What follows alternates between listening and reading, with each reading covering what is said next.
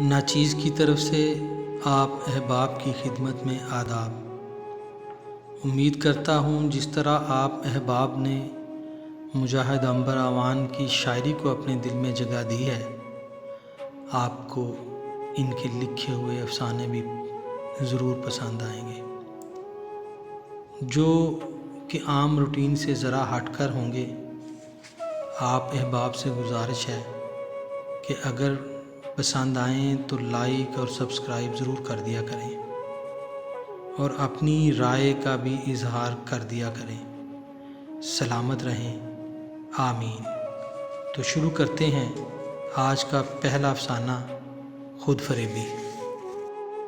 وہ اکثر میری طرف دیکھ کر مسکرا دیا کرتی تھی۔ میں اپنے سراپا پر نظر ڈالتا اور یہ سوچنے پر مجبور ہو جاتا کہ ایسی کون سی خاص بات ہے جو میری ذات میں اس کو نظر آتی ہے، مگر میں ہمیشہ ناکام رہتا۔ میری نظر ایک محدود سے دائرے میں گھوم گھام کر واپس پلٹ آتی۔ میں وہ خاص بات خود اپنے آپ میں ہی تلاش نہ کر پاتا، لیکن شاید یہی بات اس کے لیے خاص بات ہو جسے میں عام سمجھتا ہوں۔ تب میں بے چینی سے پہلو بدل کر رہ جاتا۔ آہستہ آہستہ وہ مجھے اچھی لگنے لگی۔ نظر اس کا رستہ دیکھتی رہتی، وقت بھی جیسے ٹھہرا ٹھہرا سا رہنے لگا۔ لیکن جب وہ آتی تو دل تیزی سے دھڑکنا شروع ہو جاتا۔ سارے کا سارا جسم جیسے افراتفری کا شکار ہو گیا ہو۔ الٹی سیدھی حرکتیں خود بخود سرزد ہونے لگتیں اور وقت کو بھی جیسے پر سے لگ جاتے۔ کچھ سمجھ نہ آتا کیا کر رہا ہوں یا کیا ہو رہا ہے۔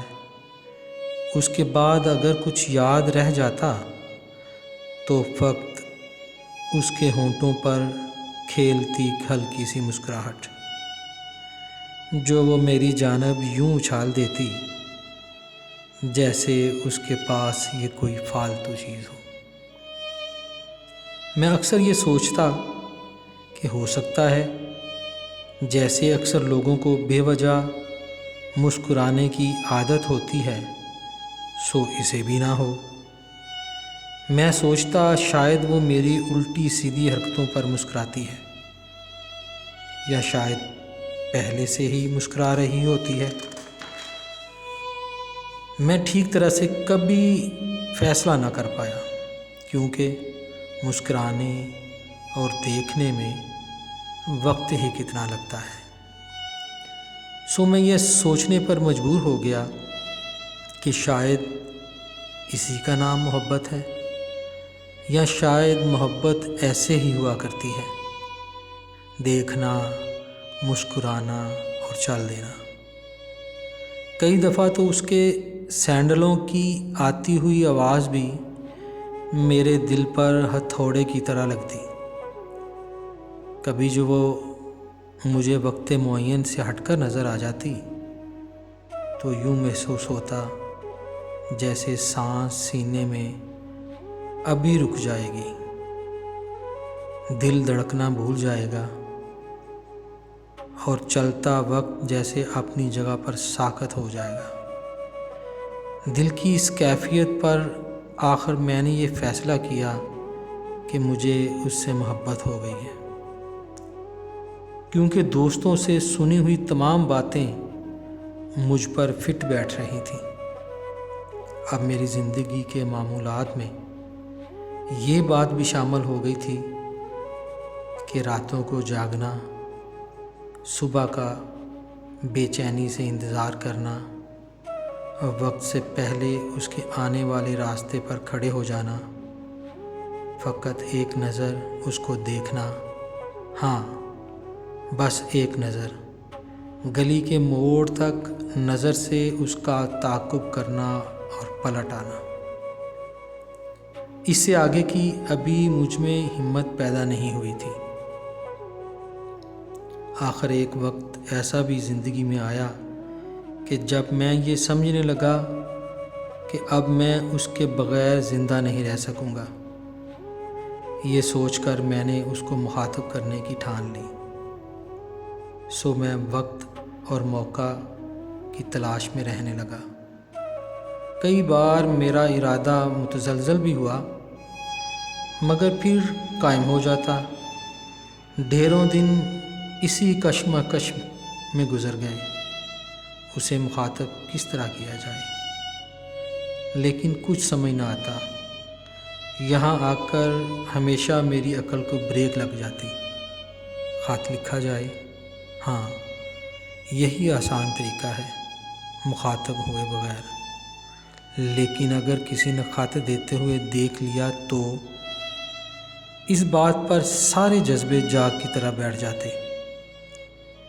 ذہن پھر خالی خالی سا دکھنے لگتا۔ جنجلا کر میں نے ان خیالات سے چھٹکارا پانا چاہا، مگر ناکام۔ آخر ایک دن میں دھڑکتے دل اور تیز سانسوں کے ساتھ اس کی طرف بڑھا۔ 2 قدم پر ہی میری ٹانگیں کانپنے لگیں اور مجھے وہیں رکنا پڑا۔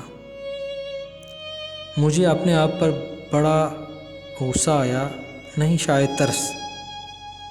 دل نے کہا، بزدل بزدل۔ لیکن پھر ایک بار ذہن کے بند کواڑوں پر دستک ہونے لگی۔ ٹیلی فون، محفوظ اور آسان راستہ۔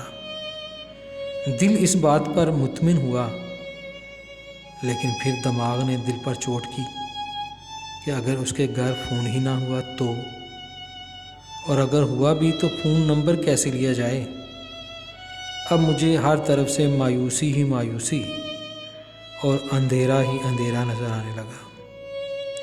زندگی بوجھل، وقت رکا رکا اور ہر طرف اداسی ہی اداست نظر آنے لگی۔